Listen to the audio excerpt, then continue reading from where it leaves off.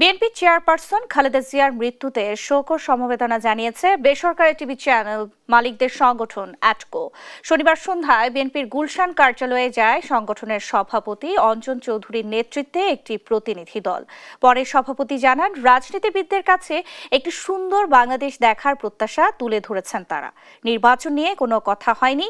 আর সংগঠনের মহাসচিব আব্দুস সালাম বলেন, খালেদা জিয়ার মতো বা ইচ্ছা অনুযায়ী যেন দেশ এগিয়ে যায় সে প্রত্যাশা করে অ্যাটকো। আজকে আমরা পার্টি অফিসে এসে যে কন্ডোলেন্স বইটা আছে, ওখানে আমাদের মনের কথা কিভাবে আমরা তাকে উপলব্ধি করি বা করেছি সেটাই প্রকাশ করা, এবং তার পরিবারের প্রতি আমাদের সমবেদনা থাকবে সেটাও আমরা লিখেছি।